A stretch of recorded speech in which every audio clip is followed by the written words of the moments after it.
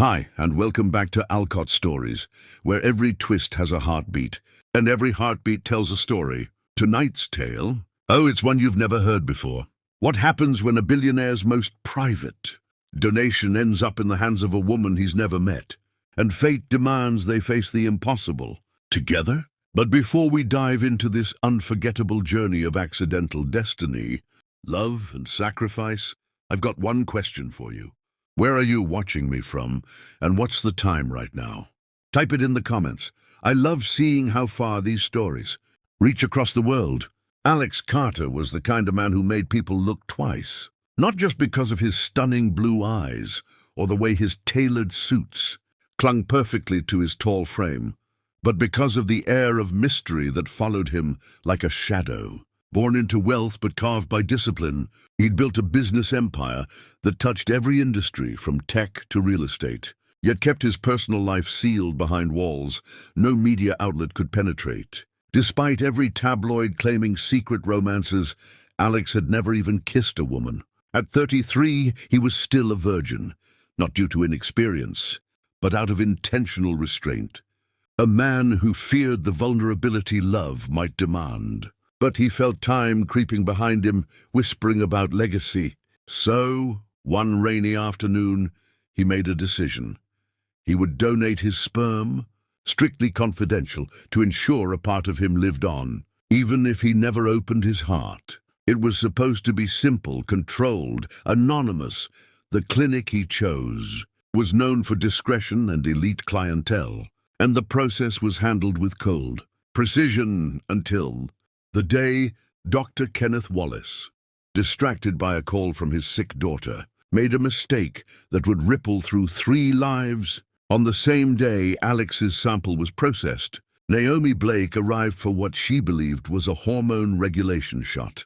Naomi, a 25-year-old nursing student with braided hair and soulful brown eyes, had enrolled in a paid clinical trial to help manage a rare hormonal imbalance that often left her fatigued and lightheaded.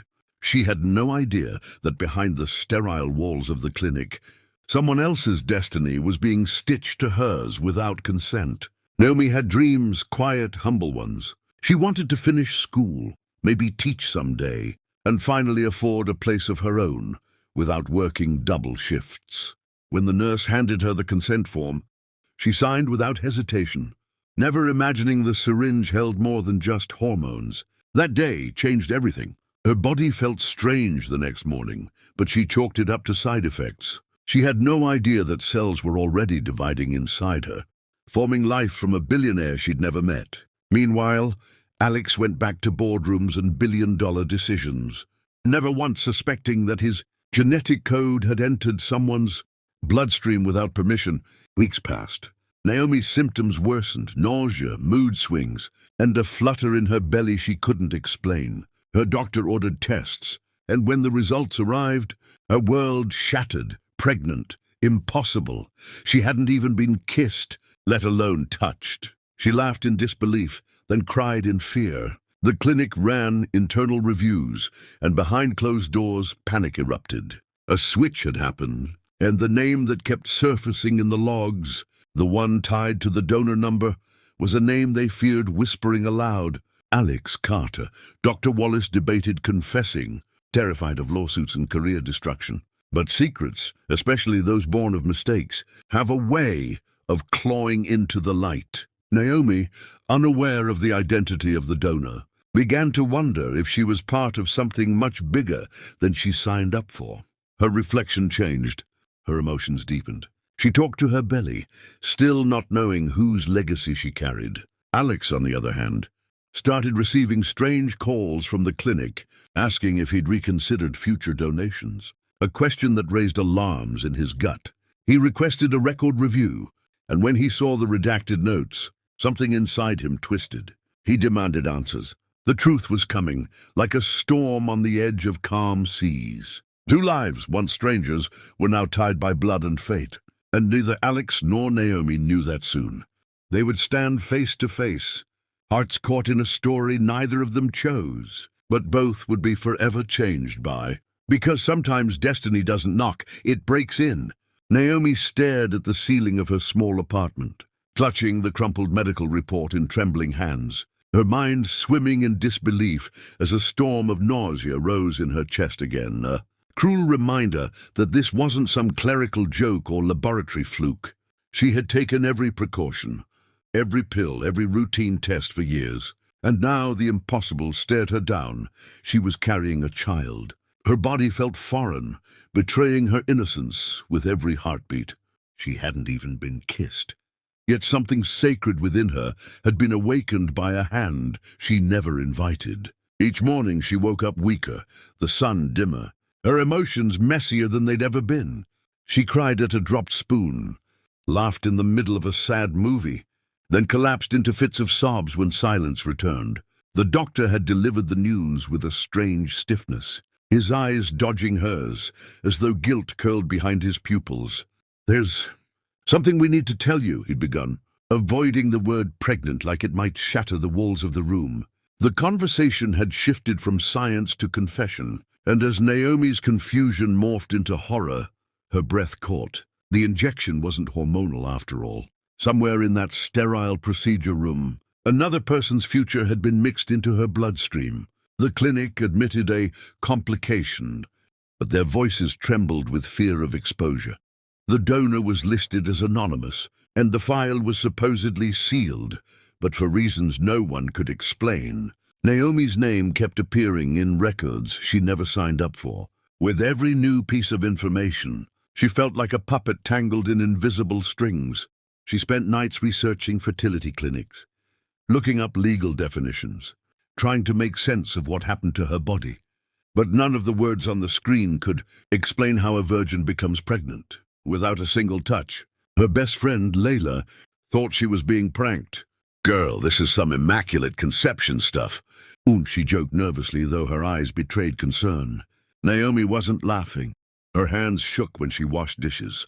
She stood in front of mirrors and stared at her belly, half expecting it to whisper secrets. Her dreams grew strange, flashes of glass rooms, faceless men in suits, whispers about worth and wombs. At the clinic, the staff became colder, more robotic. When Naomi asked for answers, she was told, "We're looking into it," as if her body was a spreadsheet they could fix with a formula. Desperate for truth, Naomi found herself pacing outside the clinic late at night, hoping someone would confess more than the rehearsed apologies she'd been fed. She began writing everything in a journal: dates, symptoms, questions that haunted her in the dark. The sense of violation grew louder with every unanswered call. She tried to function, attending nursing classes, folding laundry, feeding her goldfish, but inside, she was drowning in a question that had no answer. Who is the father of my child? She imagined him a monster. Then she imagined him kind. Then she imagined him completely unaware. The not knowing gnawed at her soul. Each time she heard laughter on the street or saw a couple holding hands, her chest ached with the weight of the secret she carried. Her professors noticed her distraction. Her grades slipped. She stopped dancing to her favorite songs. It wasn't the pregnancy. It was the confusion that robbed her of joy. She tried calling the clinic again, demanding full access to her records, but the receptionist said, "That file's been flagged for legal hold." Legal hold? What did that even mean? Naomi's fingers curled around her phone, her heart hammering. She wasn't just a patient anymore.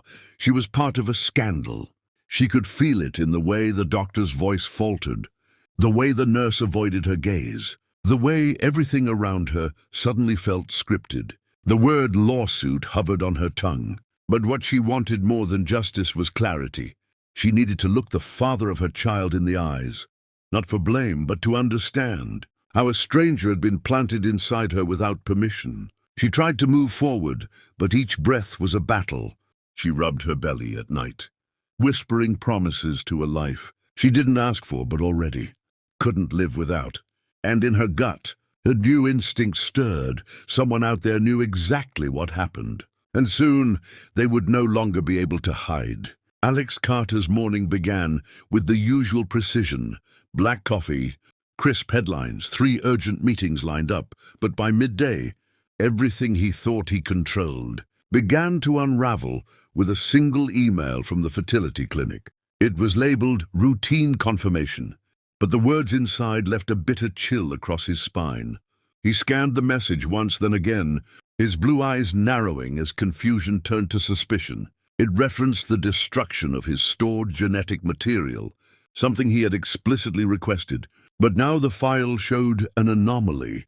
Only 5 vials accounted for instead of 6. He picked up the phone, his voice calm but razor-sharp as he demanded a full audit, unaware that within moments, the foundation of his carefully constructed world would crack wide open.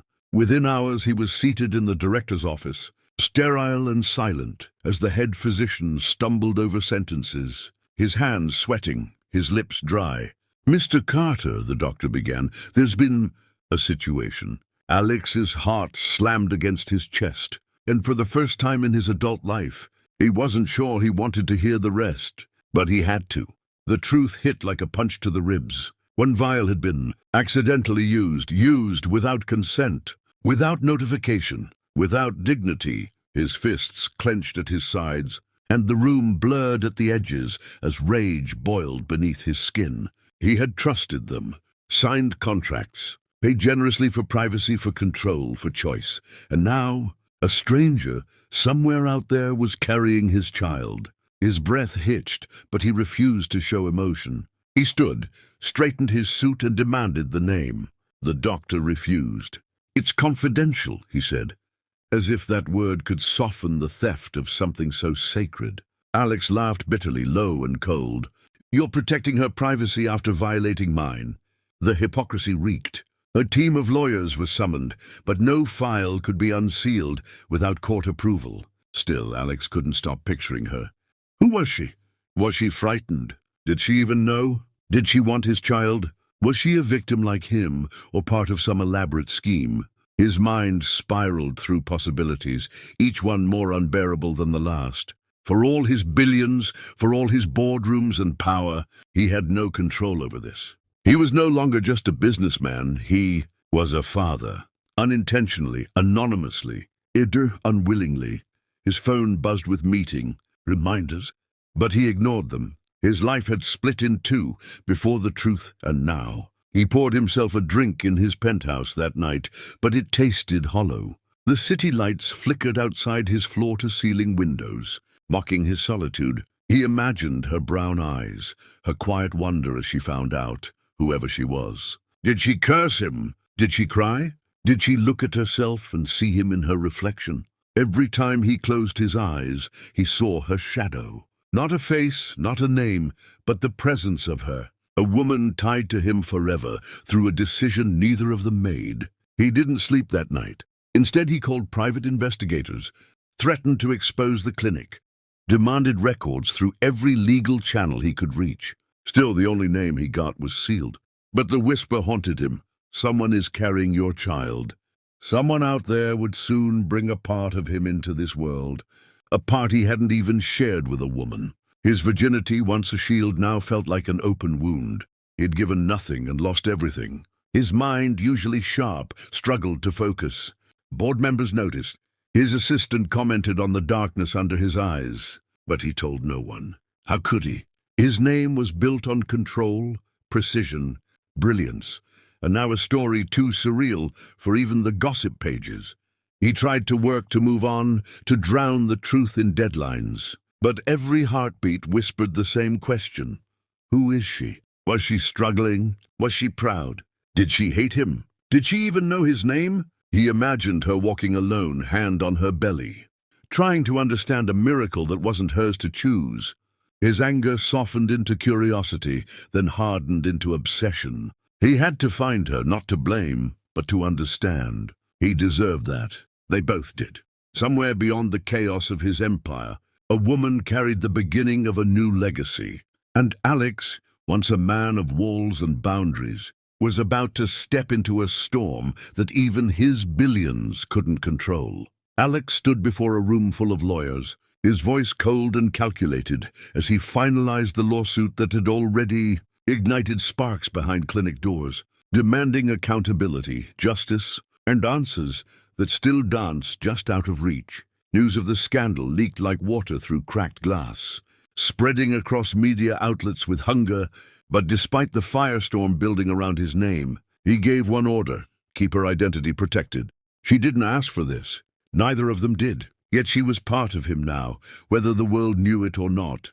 Naomi, meanwhile, had spent nights wide awake, a cocktail of fear and wonder swimming in her veins, not knowing when or how the silence would break. The clinic had gone quiet, and that scared her more than the truth. Every knock on the door made her heart sprint.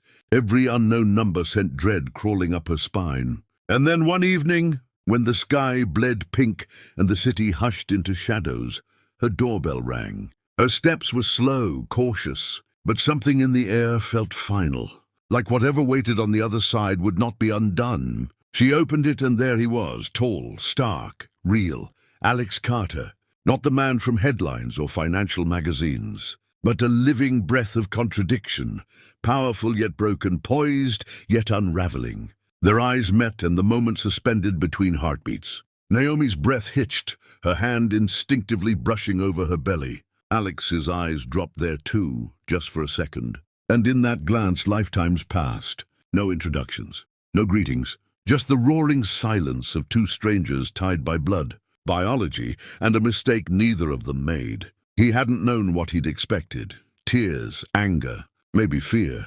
But he hadn't prepared for the grace she carried, or the depth in her gaze that spoke of strength even as her hands trembled. Naomi saw him as more than a scandal, more than a name attached to billions. She saw the ache behind his eyes, the conflict twisting beneath his surface. Tension coiled between them like a wire pulled tight. He asked if he could come in. She hesitated, then stepped aside. The apartment was small, clean, lived in. A mismatched couch, a chipped mug, a baby book on the coffee table that neither acknowledged. They sat, not facing each other, but slightly turned like magnets unsure of their pull. Alex cleared his throat, unsure for once of what to say. "I never wanted this to happen," he began. Naomi blinked slowly. "Neither did I."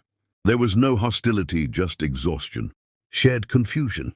Mutual devastation wrapped in politeness. He told her about the missing vial, the redacted files, the battles with the clinic. She listened quietly, hands folded over her stomach. Then she asked the question that had haunted her for weeks. "Why were you donating in the first place?" He paused, then answered honestly. "I thought legacy could exist without love. I didn't know fate would laugh in my face." Naomi didn't smile, but something softened in her. They spoke more about timing, about choices, about how both of them had lost the right to choose, but were still expected to carry the consequences. He asked if she hated him. She shook her head. "How can I hate someone who's just as confused as I am?" His chest tightened.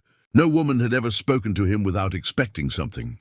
She offered nothing but truth. That night, time didn't move fast. It lingered in the spaces between their words, in the accidental brushes of fingers when she offered him tea, in the glance he stole when she looked away.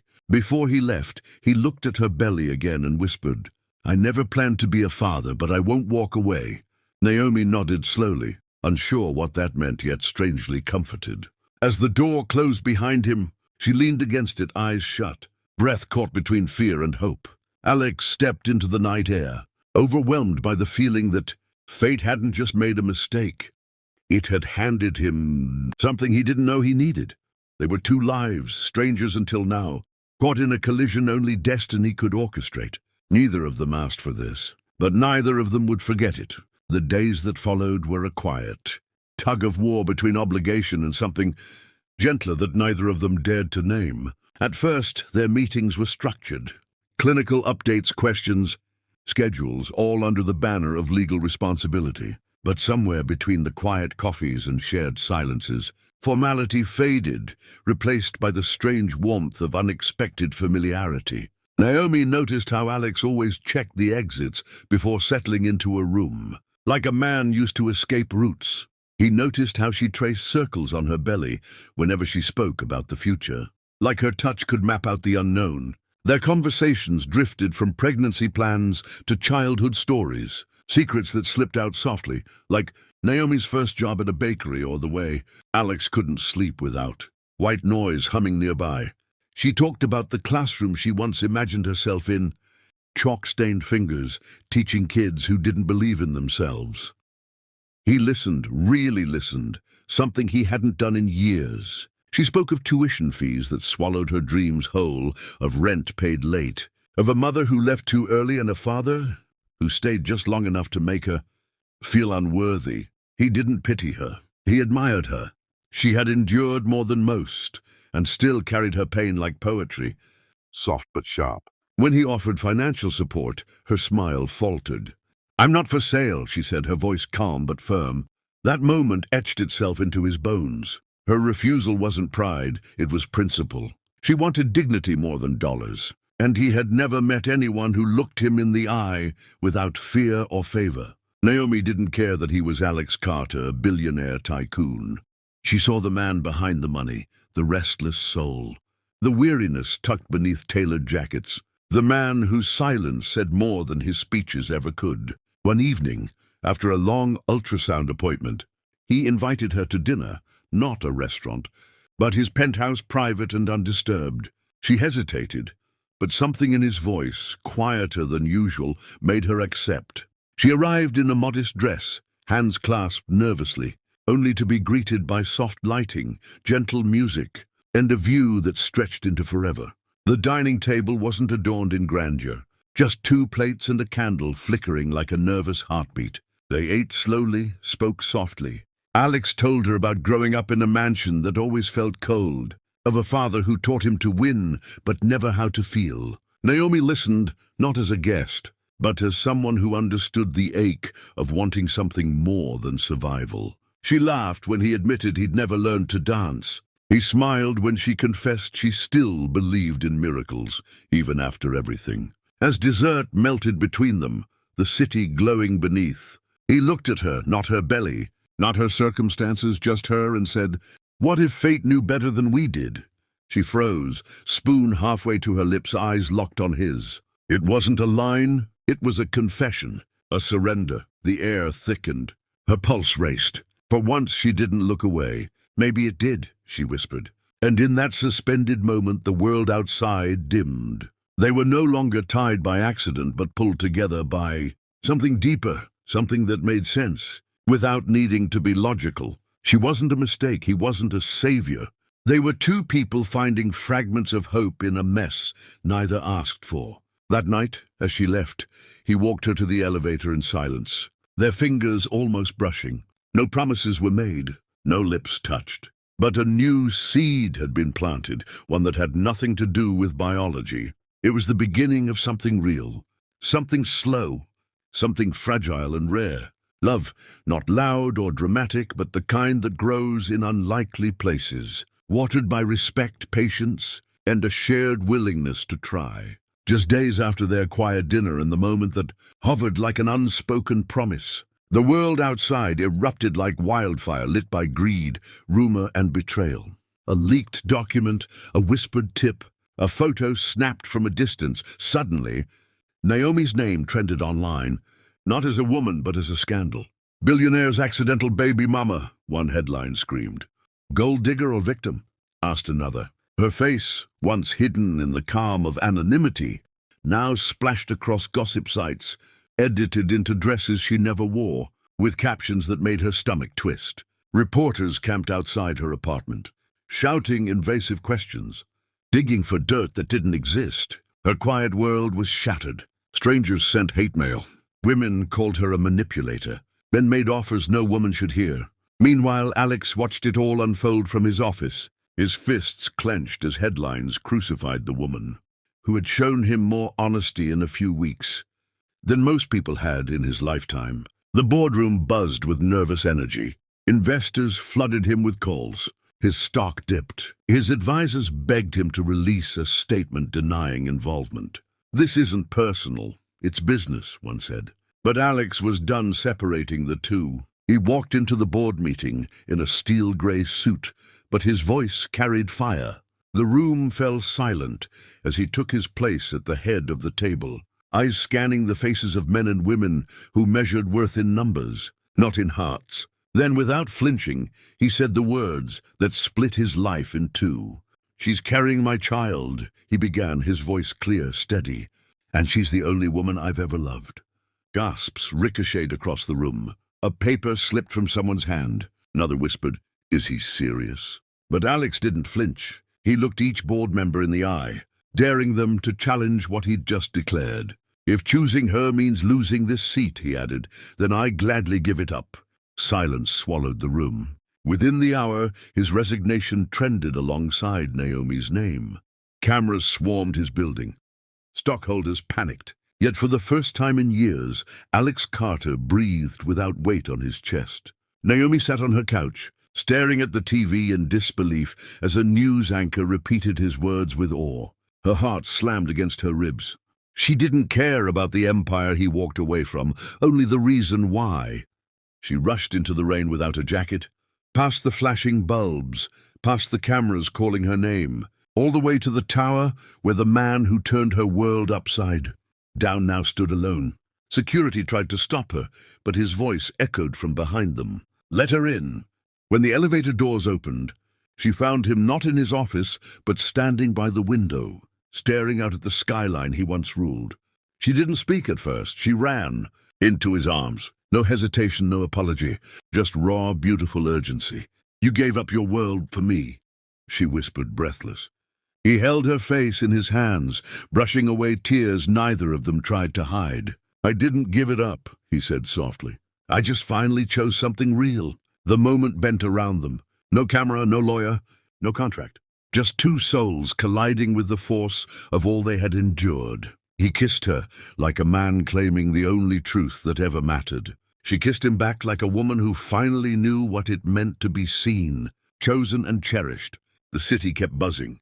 Headlines kept spinning. But inside that quiet space, between broken legacies and fragile beginnings, love rose, not out of perfection but out of chaos. Not planned, not deserved, but undeniable. They stood there for what felt like forever. Two hearts that were never meant to meet, now beating as one. The seasons shifted gently, trading chaos for calm as Naomi's belly blossomed, and the noise of the world slowly faded into background static. She and Alex retreated from the public eye, choosing privacy over press, quiet walks over headlines, and whispered hopes over corporate demands. They filled their days with nursery colors, baby books, and nights tangled in conversation, learning each other one vulnerability at a time. Their love wasn't rushed. It was patient, like rain carving its place into stone. When labor came, it wasn't glamorous. It was raw and painful. And Alex had never felt so helpless, pacing hospital halls, gripping the arm of a chair like it might break with him. But when the nurse called him in, his world stilled. Naomi lay exhausted, her skin glistening, her fingers barely lifting as she nodded toward the tiny bundle in the nurse's arms. Alex stepped forward, his hands shaking not from fear, but from awe. And then he saw her, a baby girl, no bigger than his forearm, wrapped in soft pink, blinking up at him with the same piercing blue, eyes that once made empires flinch, and now softened him to his knees. Her tiny curls mirrored Naomi's, wild and perfect. His voice cracked when he whispered, "Hi, sweetheart." He didn't know how to be a father, but in that moment, he vowed to be everything this little girl would ever need. Naomi watched, her heart folding into itself. Because nothing in the world compared to the way Alex looked at their daughter, like she was both a miracle and a second chance. Weeks turned into months, and life reshaped itself. Late-night feedings became moments of laughter. Diapers became teamwork. Naomi, once unsure and scared, bloomed with a strength even she hadn't known she carried. And Alex, once a man chained to boardrooms and profit margins, now built his life around lullabies, bottles, and bedtime stories whispered under fairy lights. One crisp evening, as autumn brushed gold through the garden behind their quiet countryside estate, Naomi found herself walking slowly under the stars, their daughter cooing softly in a stroller beside her. Alex stood waiting by the fountain, dressed in a charcoal suit, no tie, just heart. Naomi smiled, unaware of the velvet box tucked inside his coat. He cleared his throat, the moonlight catching in his eyes. "Fate gave me my child," he began, voice low, words trembling. "But my heart, it chose her mother." Naomi's lips parted, breath caught in her chest, eyes already swimming. He knelt, the world slowing down, and opened the box, not with a practiced speech, but with the look of a man who had lost everything once, and found it all in the woman, who never asked for more than truth. "Naomi Blake, will you marry me?" Tears spilled before words did. She nodded, knees buckling into his arms as their daughter giggled beside them, unaware she had just witnessed a fairy tale that grew from a storm. Their kiss tasted of all the things they had survived: scandal, shame, fear, uncertainty, and all the beauty they had built from it. They didn't fall in love the traditional way. They were strangers, accident-bound, future-collided. But what they had now was stronger than timing. It was rooted in resilience, watered in forgiveness, and bloomed in absolute unconditional love. The wedding was small, delicate, held beneath hanging lights and blooming roses. A garden ceremony, untouched by the world's noise. No press, no flash. Just vows exchanged with trembling hands and eyes that never looked away. Naomi walked down the aisle in lace and courage. Alex waited, smiling like a man who no longer feared the unknown. When they said, "I do," their daughter clapped her hands from the stroller, blue eyes wide, curls bouncing with joy. That night, as stars lit up the heavens above and fireflies danced around the garden, Naomi whispered into Alex's chest, "We didn't choose how we met."